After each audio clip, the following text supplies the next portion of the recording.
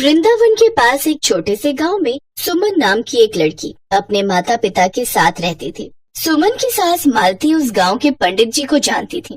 वो अपने बेटे के लिए कोई अच्छी लड़की बताने की बात कहने ही वहां आई हुई थी। वहीं मंदिर में उन्होंने सुमन को गाते हुए सुना तो वो पंडित जी से बोली, पंडित जी, लड़की बड़ी सुंदर है देखने में और भजन भी बहुत सुंदर गा रही है। क्या नाम है इसका? मालती बहन, इसका नाम सुमन है। बहुत प्यारी बच्ची है। भगवान कृष्ण की बहुत पूजा किया करती है। बचपन से ही मंदिर में भजन गाती आ रही है। अच्छा, ये तो बहुत अच्छी बात है पंडित जी। अगर कुंडली मिल जाए तो हमारे बेटे मोहन के लिए कैसी रहेगी? ये तो आपने बहुत उत्तम बात कह दी मालती बहन। लगता है भगवान कृष्ण भी यही चाहते हैं। आप कहो तो मैं अभी बात करवा देता हूँ। यही पास में ही सुमन का घर है। हाँ हाँ, क्यों नहीं पंडित जी। चलिए पहले सुमन से मिल लेते हैं, फिर उसके बाद उसके माता पिता से भी मिल लूंगी। सुमन बिटिया, अरे इधर आओ, ये मालती बहन है। नमस्ते बेटी, मुझे तुम्हारे माता पिता से मिलना है। जी, मैं आपको अभी घर ले चलती हूँ। सुमन मालती बहन और पंडित जी को घर ले जाती है, पर घर जाकर जब मालती बहन सुमन का हाथ अपने बेटे के लिए मांगती है तो सब हैरान रह जाते हैं। हमारी सुमन के तो भाग्य खुल गए, जो इतने बड़े घर का रिश्ता आया है। ये सब भगवान कृष्ण की ही कृपा है। बहन जी, हमारी बेटी तो बहुत खुश नसीब है जो आपके घर का रिश्ता हमारी सुमन के लिए आया। हमें ये रिश्ता मंजूर है। तो बस ठीक है, मैं घर जाकर सबसे इस बारे में बात करती हूँ, फिर जल्दी ही शादी का मुहूर्त निकलवा लेंगे। और फिर कुछ दिनों में भगवान कृष्ण के आशीर्वाद से सुमन की शादी धूमधाम से संपन्न हो जाती है। विवाह होकर वो पहली बार वृंदावन आती है। अगले दिन सुमन को पगफेरे की रस्म के लिए मायके से उसके चचेरे भाई बुलाने आ जाते हैं। सुमन अपने माता पिता के घर पहुंचती है। सुमन के माता पिता भी अपनी बेटी को खुश देखकर बहुत खुश थे। मेरी बच्ची इतनी खुश है, तुझे देखकर हम भी बहुत खुश हैं। माँ, मैं जानती हूँ ये सब भगवान कृष्ण के आशीर्वाद से हुआ है। मेरे जीवन में ये सारी खुशियाँ उन्होंने ही दी है। हाँ, ये तो तू सच कह रही है बेटी। तभी मोहन सुमन को लेने आ जाता है। प्रणाम माँ जी। प्रणाम पिताजी। आप बैठो, मैं आपके लिए शरबत लाती हूँ। कुछ देर बाद सुमन अपने मायके से ससुराल के लिए विदा हो गई। चलते चलते शाम हो गई। मोहन ने वृंदावन के नजदीक यमुना किनारे बैलगाड़ी रोक दी। सुमन, तुम कुछ देर यहाँ पेड़ के पास बैठो, मैं सामने यमुना में स्नान करके आता हूँ। माँ ने कहा था कि वापसी में मैं यमुना जी में स्नान और पूजा करके वापस लौटूं। वहाँ सामने ही हूँ, कोई परेशानी हो तो मुझे आवाज दे देना। अच्छा? नहीं नहीं, मुझे कोई परेशानी नहीं है। आप आराम से स्नान और पूजा करके आओ, मैं यहाँ पेड़ के पास ही बैठी हूँ। सुमन का ससुराल बस थोड़ी दूर पर ही था, इसलिए सुमन ने घूंघट निकाल लिया और वहीं पेड़ के पास बैठ गई और मन ही मन विचार करने लगी। कृष्ण जी की कितनी कृपा है, उनकी मैंने बचपन से पूजा की और उनकी कृपा से मेरा विवाह भी श्री धाम वृंदावन में हो गया। पर मैं इतने वर्षों से कान्हा जी को मानती आई हूँ, परंतु अब तक उनसे कोई रिश्ता नहीं जोड़ा। मैं कान्हा जी को क्या कहकर बुलाऊं? उनकी उम्र क्या होगी? लगभग 16 वर्ष के तो होंगे ही। मेरे पति 22 वर्ष के हैं, तो कान्हा जी तो उम्र में उनसे थोड़े से छोटे हैं, इसलिए वो तो मेरे पति के छोटे भाई की तरह ही हुए और मेरे देवर की तरह। इसका मतलब कान्हा जी मेरे देवर हैं। हाँ, ये बात मैंने अब तक सोची ही नहीं। बस अब आज से कृष्ण जी मेरे देवर हुए। अब तो मैं उन्हें अपना देवर कहकर ही पुकारूंगी। सुमन कान्हा जी से नया संबंध जोड़कर बड़ी प्रसन्न हुई और मन ही मन उनसे बोली, देखो कान्हा जी, आज से मैं तुम्हारी भाभी और तुम मेरे देवर हो गए। अब मैंने आपसे भाभी वाला रिश्ता जोड़ लिया है, इसलिए देवर जी मेरा बहुत मन है कि आप मुझे भाभी भाभी कहकर पुकारो। मेरा छोटा सा प्यारा सा देवर मुझे भाभी भाभी कहकर पुकारे, मैं तो बस यही इच्छा रखती हूँ।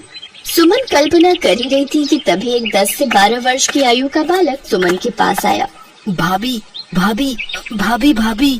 सुमन अचानक से भाभी भाभी सुनकर हैरान रह गई। अरे, वृंदावन में तो मैं नहीं हूँ, कि मुझे भाभी भाभी कहकर कौन बुला रहा है? नहीं नहीं, घूंघट उठाकर नहीं देख सकती। गांव के किसी बड़े बूढ़े ने देख लिया तो अच्छा नहीं लगेगा। बालक बार बार भाभी भाभी पुकारता, पर सुमन कोई उत्तर नहीं दे रही थी। भाभी, तनिक अपना चेहरा तो दिखाई दे।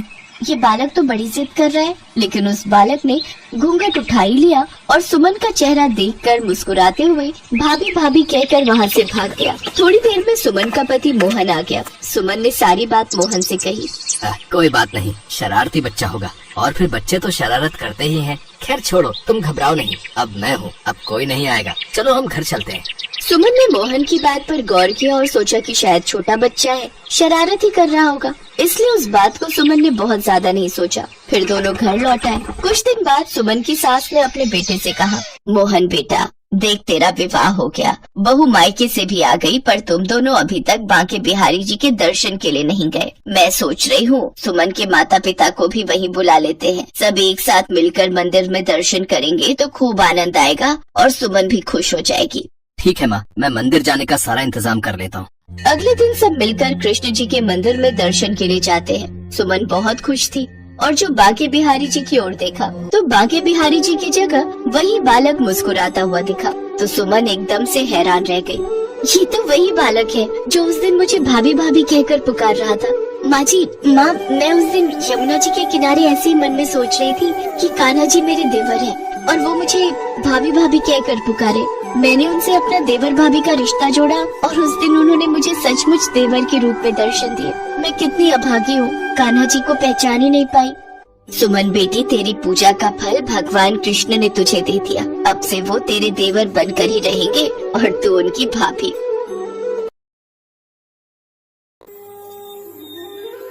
भगवान कृष्ण और राधा रानी पृथ्वी पर भ्रमण के लिए निकले। राधा रानी श्री कृष्ण से बोली, कान्हा, तुम्हें पता है होली का त्योहार आ गया है। देखो सब धरतीवासी होली की तैयारियों में जुटे हैं। ये सब देखकर मुझे द्वापर युग का स्मरण हुआ आया। हाँ राधे, कितने मनमोहक दिन हुआ करते थे। पूरा गोकुल, बरसाना और मथुरा नगरी होली के रंग में रंग जाती थी। कान्हा, चलो ना, हम धरती पर थोड़ी देर रुककर होली के उन पावन दिनों को याद करें। ठीक है राधे, चलो देखते हैं होली के रंगों की बौछार। राधा कृष्ण ने एक साधारण पुरुष और स्त्री का रूप बनाया और एक गांव में पहुँचे। हर तरफ होली की धूम थी, गांव का बाजार सजा हुआ था। धरतीवासी रंग और गुलाल से होली खेलकर आनंद ले रहे थे। चलते चलते राधा कृष्ण की नजर एक घर पर पड़ी, जहाँ एक औरत दो छोटे छोटे बच्चों को डांट रही थी। कान खोलकर सुन लो तुम दोनों, कल होली का त्योहार है। अगर आज तुम दोनों ने घर का सारा काम खत्म नहीं किया तो कल होली के दिन तुम दोनों को भूखा रखूंगी। हाँ राधे, ये इन बच्चों की माँ तो नहीं हो सकती, क्योंकि माँ अपने बच्चों से ऐसे व्यवहार कभी नहीं करती। कान्हा, चलो छुपकर देखते हैं कि माजरा क्या है। बबलू, रो मत, हम जल्दी जल्दी काम कर लेंगे ना, तो फिर कल चाची होली खेलने देंगी। पर दीदी, दोपहर हो चुकी है, रात तक हम इतना सारा काम अकेले कैसे करेंगे? बबलू और पिंकी दोनों बच्चे अनाथ हैं। उनके माता पिता अब इस दुनिया में नहीं हैं। वे दोनों चाचा चाची के साथ रहते हैं। उन्हें दुख में देखकर राधा कृष्ण से रहा नहीं गया और वे उनकी सहायता के लिए घर के भीतर जाने लगे। राधे, हमें इन दोनों बच्चों की सहायता करनी होगी। कैसे कान्हा? हम क्या कहकर इन दोनों बच्चों की सहायता करेंगे? राधे, आज फिर से एक बार हमारा लीला धरने का समय आ गया है। राधा कृष्ण के हाथों में ढेर सारा होली का सामान आ जाता है। गुजिया, समोसे, रंग, गुलाल, पिचकारी समेत ढेरों खाने का सामान लेकर राधा कृष्ण घर के भीतर जाते हैं। बबलू और पिंकी की चाची उन्हें देख लेती है। अरे अरे अरे, किससे मिलना है आपको?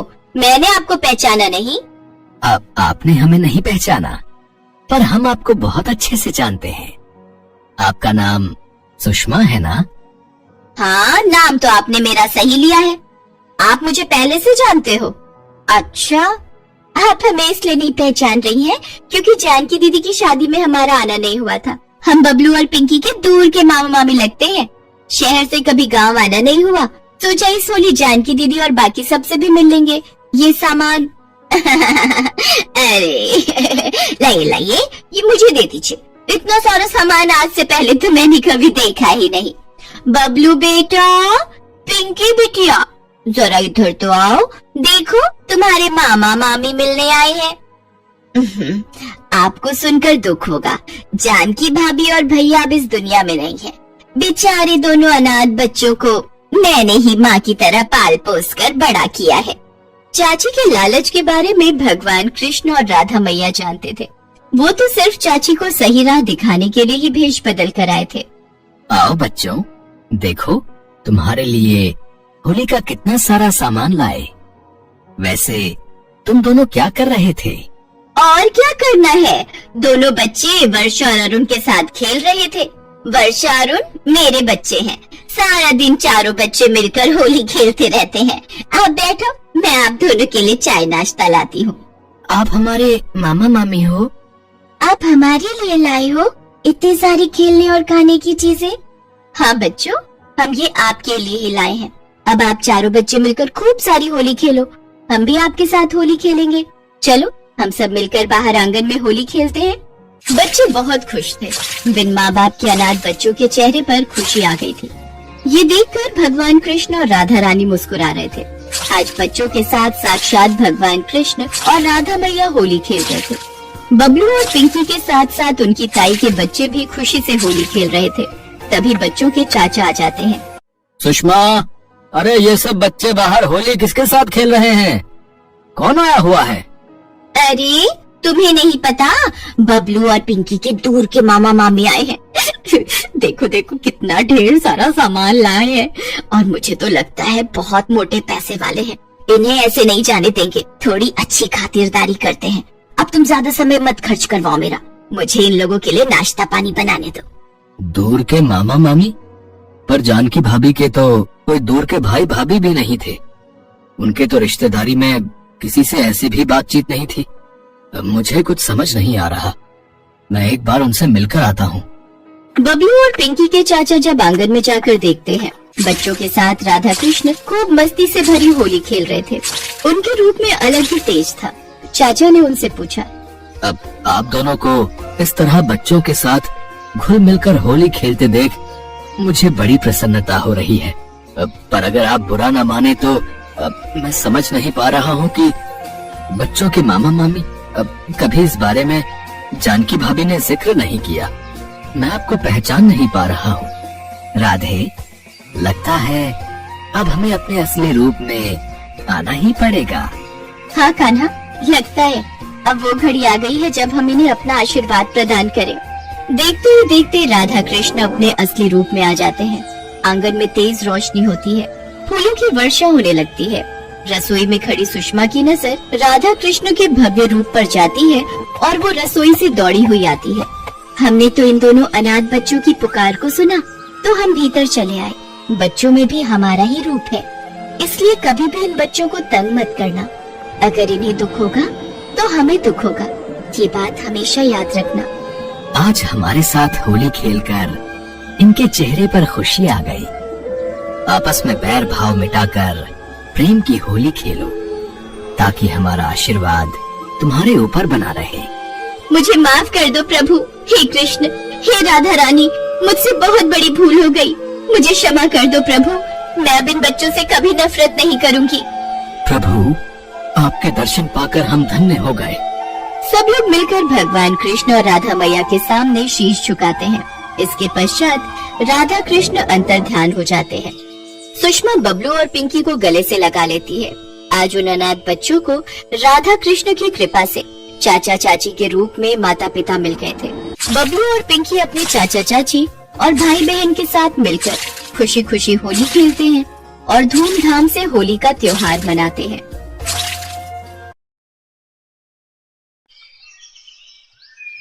ये कहानी कृष्ण भक्त मीरा की है, जो बचपन से ही भगवान श्री कृष्ण की परम भक्त थी। इसीलिए उसके माता पिता ने उसका नाम मीरा रखा था। मीरा के पिता फलों का ठेला लगाते थे और माँ लोगों के घरों में बर्तन साफ किया करती थी। फिर भी घर चलाना बड़ा मुश्किल हो जाता था। वो सभी एक टूटी फूटी झोपड़ी में रहते थे। जैसे जैसे मीरा बड़ी होती जा रही थी, कृष्ण भक्ति में उसका मन और ज्यादा लगने लगा था। उसने अपनी झोपड़ी के कोने में भगवान कृष्ण के बाल स्वरूप को स्थापित किया हुआ था। वो अपने बाल गोपाल का पूरा ख्याल रखा करती थी। एक रात बहुत तेज बारिश होने लगी। मीरा की झोपड़ी में छत से पानी टपकने लगा और झोपड़ी में पानी भरने लगा। मीरा की माँ घबरा गई और मीरा से बोली, मीरा, ओ मीरा, जल्दी उठ बेटा, बारिश का पानी अंदर आ रहा है बेटा। मीरा को आवाज लगाने के बाद लीला अपने पति को उठाती है। तीनों घबरा जाते हैं। मीरा उठते ही सीधे अपने बाल गोपाल की मूर्ति को उठा लेती है और अपने माता पिता के साथ बाहर चारपाई पर बैठ जाती है। वो तीनों बारिश के थमने का इंतजार कर रहे थे, लेकिन बारिश नहीं रुकती, बल्कि पहले से भी तेज हो जाती है। धीरे धीरे झोपड़ी में घुटने तक पानी भर गया और सारा सामान पानी में बहने लग गया। ये देखकर मीरा के पिता रामू ने अपनी पत्नी लीला से कहा, लीला, पानी बहुत भर गया है, बारिश भी थमती नहीं। दिख रहा है हमें यहाँ से निकलना होगा। लेकिन हम जाएंगे कहाँ इतनी रात में? घर का लगभग सारा सामान पानी में बह चुका था, लेकिन मीरा ने अपने बाल गोपाल को कसकर पकड़ रखा था। रामू किसी तरह लीला को लेकर झोपड़ी से बाहर आ गया। बाहर तेज बारिश हो रही थी। तभी मीरा ने अपने पिता से कहा, बाबा, पास में ही कृष्ण मंदिर है, चलिए हम वहीं चलते हैं। वहाँ ये पानी हमारा कुछ नहीं बिगाड़ पाएगा।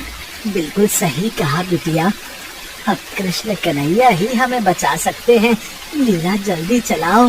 तीनों बारिश में भीगते हुए मंदिर पहुँचते हैं। मंदिर थोड़ी ऊंचाई पर था, इसलिए वो वहाँ पर सुरक्षित थे, लेकिन उनकी झोपड़ी पूरी तरह से बर्बाद हो चुकी थी। ये देखकर तीनों की आंखों में आंसू आ जाते हैं। लीला रोते हुए कहती है, हे भगवान, ये क्या हो गया? अब हम कहाँ रहेंगे, कहाँ जाएंगे हम? माँ, तुम परेशान मत हो, तुम देखना, मेरे बाल गोपाल सब ठीक कर देंगे। तीनों पूरी रात मंदिर में ही गुजारते हैं। मीरा श्री कृष्ण की मूर्ति को हाथ जोड़े देखती रहती है। सुबह होते होते बारिश भी रुक जाती है और मंदिर के पुजारी मंदिर में आते हैं। वो रामू और उसके परिवार को वहाँ देखकर पूछते हैं, क्या हुआ बेटा, तुम लोग रात भर मंदिर में ही थे क्या?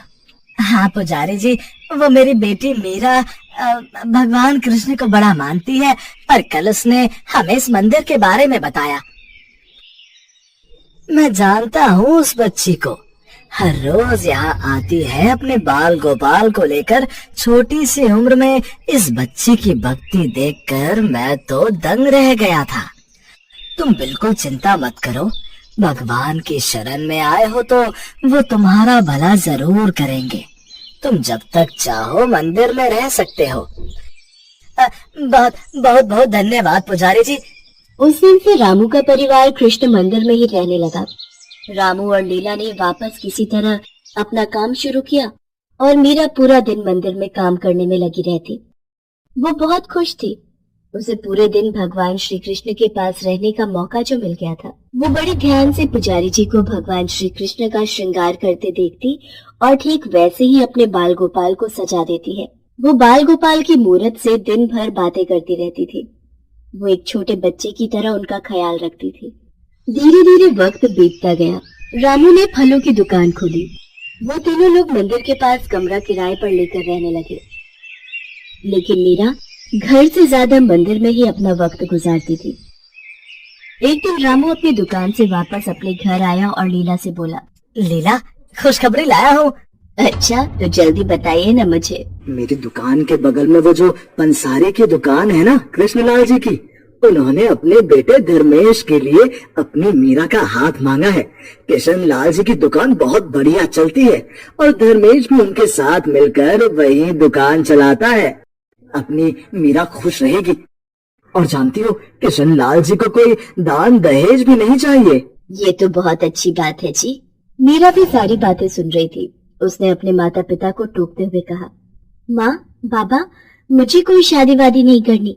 मैं बहुत खुश हूँ अपने बाल गोपाल के साथ और आप लोगों के साथ। ऐसा नहीं होता बिटिया, शादी तो सबको करनी पड़ती है।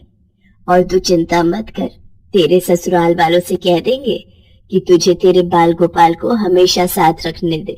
अब तो ठीक है ना? लेकिन कुछ नहीं बिटिया, तू तो हमारी हालत जानती है ना। अच्छा रिश्ता खुद सामने से आया है, इसे जाने नहीं दे सकते हम।